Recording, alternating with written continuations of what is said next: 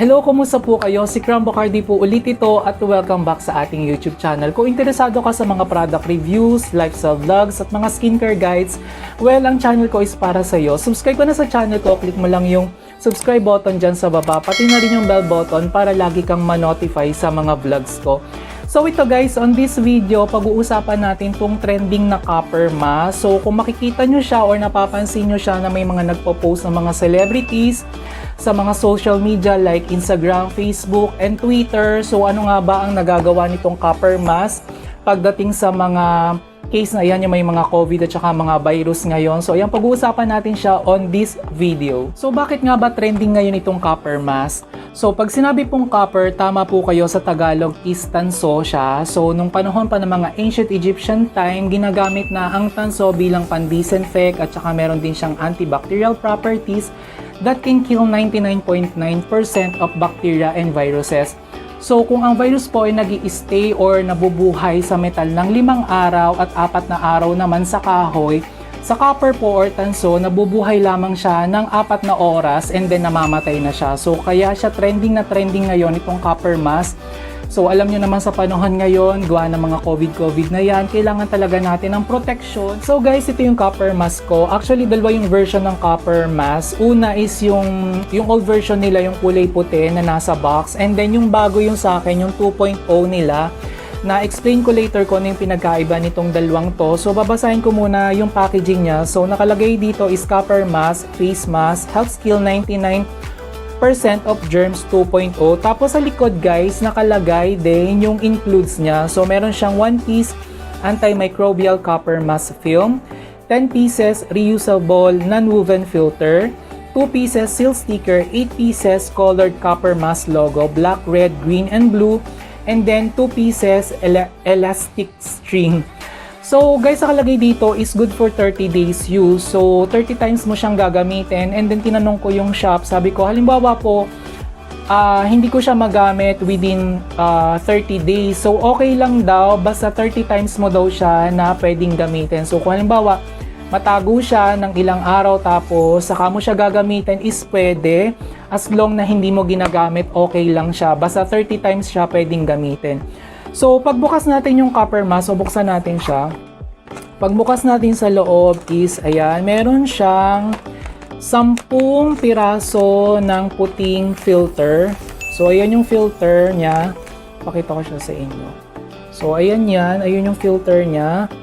And then, yung filter, after nung filter is meron siyang sticker. So, ayan yung mga sticker. So, ito yung ilalagay natin dyan. So, tayo ang bahala kung anong style ang gusto natin sa copper mask natin. So, kung ginawa ko is yung black lang yung inilagay ko. And then, ito, papakita ko sa inyo. Tapos, ayan, meron siyang manual para malaman nyo kung paano nyo siya ilalagay. And then, ito na yung mismong mask. So, ito na yung sticker, guys. Ayan, nilagay ko na yung isang sticker. So, ayan siya. Ilalagay, actually tinitiklop siya na ganyan, tapos saka mo ilalagay yung sticker dito sa may part ng ilong, and then isa pang sticker dito sa baba. Tapos meron siyang loop, yan yung dalawang loop yung pansabit sa tenga. So madali lang naman siyang i-assemble kasi hinihigit lang siya, ayan o. Hinihigit lang siya, yan yung mismong loop niya. Tapos ayun, nilalagay mo yung filter sa loob.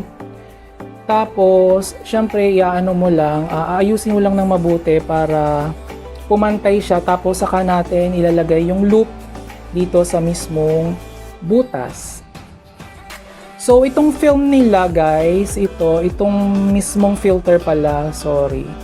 So itong filter nila sa loob is 3 times mo siya pwedeng gamitin and 2 beses mo siya pwedeng labhan. Yes, pwede pong labhan yung filter niya sa loob.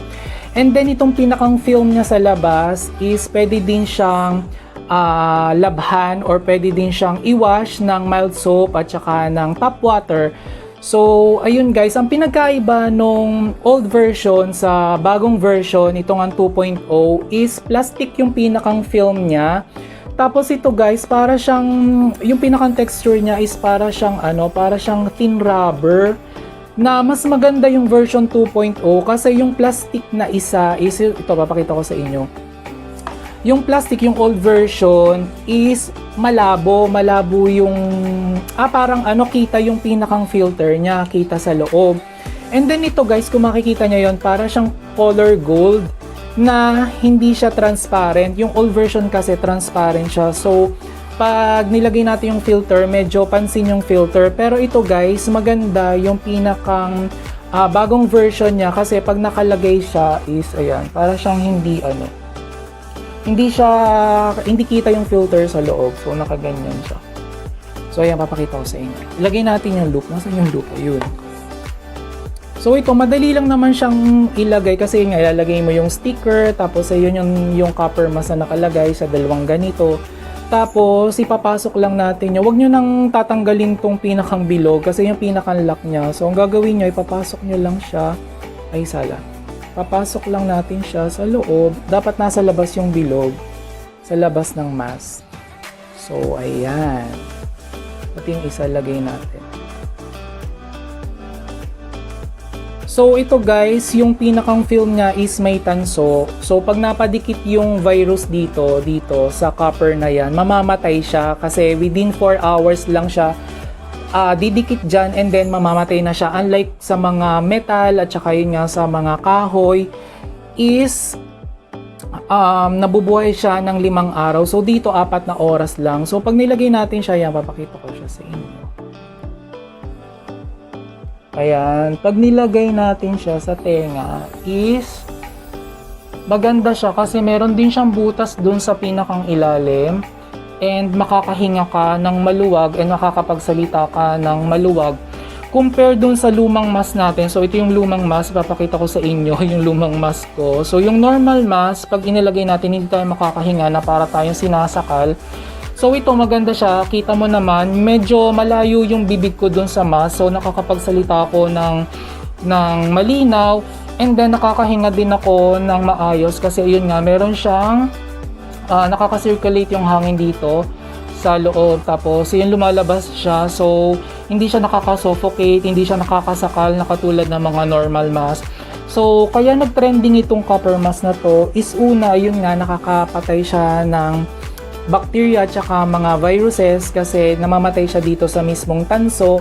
And then, ang maganda sa kanya is nakakahinga tayo ng maluwag dito sa ilalim kasi butas siya, and then napaka-sleek niya at saka napaka-aesthetic. Alam mo yung pagsuot mo siya, kahit anong klase ng damit mo, pamporma na rin siya. And maganda siya kasi kumukorte siya dun sa mismong kubog ng mukha mo or yung dito sa mismong jawline natin. O yun. Nakikita nyo ba? So yun guys, if ever na gusto nyong umorder nitong copper mask na to, pwede ko siyang ilagay sa description box sa baba para pwede kayong bumili doon sa shop na yon kasi authentic siya, legit siya. So I bought this copper mask for 390 pesos. So okay na siya, sulit na yon guys kasi 30 times mo naman siyang pwedeng gamitin, and then ayun nga, washable yung filter niya at saka yung mismong film niya washable din. So yun guys, thank you for watching. Sana nagkaroon ka ng idea about this vlog, and ayun, nasa description box lang kung gusto nyong umorder. Thank you for watching and keep safe, and always remember that skincare is self-care. Bye!